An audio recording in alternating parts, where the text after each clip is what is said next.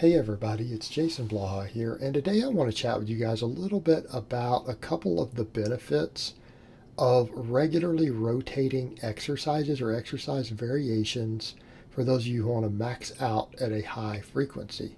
Now, I'm not going to cover all the benefits of maxing out frequently in this video. That would be too much to cover. Those are separate topics that we talk about quite a bit. There are reasons why you might want to do it. And a lot of the material that I'll be using here is borrowed largely from people like Louise Simmons, who kind of pioneered a lot of this at Westside Barbell and the ideas that he came up with and realized experimenting with his people. Although the way I do it these days is dramatically different than them. They would do 1 rep max lifts twice a week. I do 1 rep max lifts pretty much every day other than when I deload. So 7 days a week. So you guys see me oftentimes go, 4, 5, 6 weeks straight without taking a day off from hitting a 1 rep max. And yet I do this day after day after day without getting hurt, without getting burned out, and I still do a lot of supplemental work afterwards. So this actually comprises a very small amount of my own training. So the question becomes, how do we get away with doing this? Well, when you think about it physically, when we look in terms of overuse injuries, what is it that we're scared of with maxing out? It's going to be overuse injuries. And that's our only real fear. People don't get hurt from doing 1 rep max lifts because their form was bad or because they missed the lift. That is actually a very large misconception. Almost every person who gets hurt from failing a heavy lift, it's on a 2, 3, 4, or 5 rep max. It's actually fairly rare on 1 rep maxes, unless it's an overuse injury. And it's not just me who understands this. This is looked at in exercise science and the study review boards, ethics review boards. 1 rep max lifting is a normal part of exercise science testing. Okay, it's considered safe. It's considered ethical. It's not considered to be dangerous. So let that sink in for a moment. So a lot of people are like, "Oh, I'm scared to max out." We don't need to hear that here. Now, we're also not going to be able to really cover in this video of why we might want to max out often, other than to say, well, to develop your maximum strength potential and to build tenacity. But that aside, really this is about the benefits of rotating the lifts. So we rotate exercises because it reduces the chance of overuse. By doing different close squat variations, and it could be a normal back squat, it could be a back squat changing a barbell, it could be a squat with 60 pounds of chains, 80 pounds of chains, 100 pounds of chains. Those are all different lifts. The strength curve changes. It changes on these exercises when we do this. When we switch to a box squat, it changes. When you do a box squat against bands, it changes. When you do it against chains, it changes. We change the strength curve, and therefore we change oftentimes the angle where a tendon or a joint has the most peak stress being put on it. And that matters because that subtle change in that point can dramatically reduce risk of overuse, especially when we're hitting maximum weights or we miss with a maximum weight, right? Especially when we miss because we're changing the eccentric stress where stuff does get torn, right? We change these things quite a bit. So what we're doing is we are changing the loads in such a way that we stress these structures of the body differently. And because if you come in and you just hit a 1 rep max bench over and over and over and over, right, you are going to put more stress on certain tendons at certain points repeatedly. And over time that can cause inflammation, can eventually potentially cause injuries in the worst case, and that's our concern. But by changing these exercises, these things go away. And we know that from supplemental work. What is the standard procedure when you're performing a supplemental exercise and you start to get tendon pain from it? You change the exercise. Lo and behold, the pain tends to go away. It stops causing the inflammation, and it reduces the chance of overuse. Okay, the same thing applies with these, but we don't wait until we experience pain. We just change them. Now, some people will say, well, how could you ever get good at anything? Well, you guys have watched me do that. You've seen tons of other lifters do that, do all these lift variations and spend very large amounts of time away from the exact classic version and come in and hit a PR on it without having done it. Because here's the thing.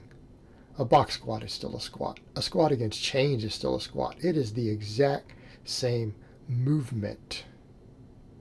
Okay, it is the same movement. Squatting against 50 pounds of change or 100 pounds of change still teaches you how to perform a squat. It's the same movement. Even if the strength curve and the shear stresses and things involved are different, the movement pattern is essentially the same. And it doesn't have to be exactly the same. Essentially is close enough. And a 1 rep max is a 1 rep max. You're still learning how to strain. And if you know how to squat, you already know how to squat. Doesn't matter. So we're not really detraining. And yes, they do carry over. But this is a safer way to do it. Then we come over to the point of, that's the physiology. What about the psychology?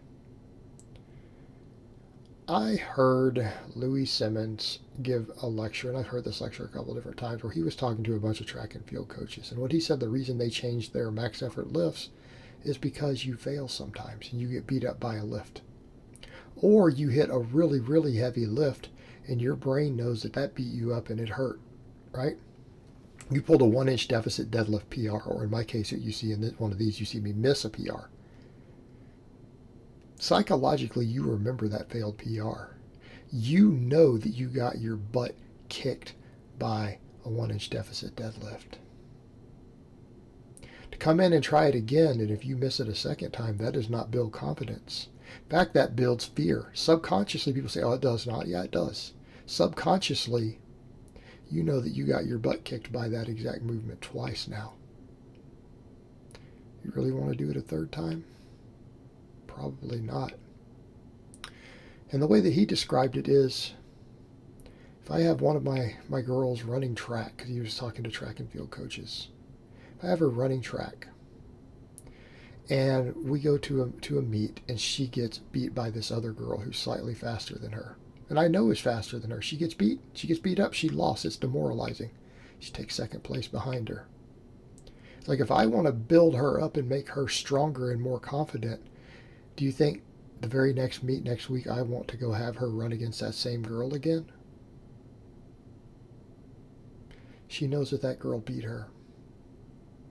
That is not how you build a confident athlete.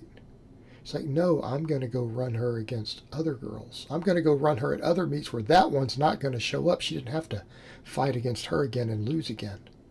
And I'm going to get her stronger and faster. Take this runner and make her stronger and faster and better before she goes up against that other one again. Okay? You want to make her more confident before then. Well, it's the same thing with these lift variations. If you have 8 different types of squats and 10 different sort of bench presses that you do in a rotation, you can hit new ones and PR on them. And if one of them beat you up last week, you don't have to go up against it again next week. You can go against a new one where you can hit maybe another PR. You get a 5-pound PR instead of getting beat up again and losing. What happens if you do that three different pressing sessions in a row? You hit a 5-pound PR on 3 totally different presses that you haven't done in a while.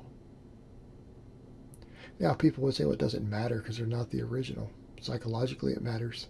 Because now, in your head, that you know that when you bench, you hit PRs. It doesn't matter that it was a closed grip this day, or bands this day, chains this day, an incline this day. Okay? It doesn't matter. They were PRs. And you program your brain to think when bench press day comes, I'm going to PR. I'm going to win. And so you hit PRs 6 or 7 workouts or 8 workouts in a row before you attempt that one that beat you last time that's important to you. What's your mindset walking into it? Your mindset is that when I bench press, I get a 5-pound PR. That's what I do because I'm a winner and I get PRs. So now you're more confident and you're stronger. If your supplemental work has been correct, you've gained muscle and strength in that 6 weeks or 8 weeks or whatever it's been since you hit that lift again, right? You've gained strength and muscle and you're more confident. So what happens when you hit it again? You're not coming into it going, man, this beat me up last week. Beat me up 2 weeks in a row. I'm skittish. I'm scared. No, you come into it knowing when I press, I hit a 5-pound PR. So what is your expectation when you walk in and you hit that bench press again? Your expectation is a 5-pound PR because that's what you do every time, right? And you know that you're stronger because you hit a 5-pound PR on this lift, this lift, this lift, this lift. You know that you're stronger. What are your chances now of coming in and hitting a PR? They're higher psychologically. They're higher psychologically. All right, there's a benefit to this. All right, guys, well, that's really all I have to say on that today. I hope it's been informative, and I will talk to you guys next time.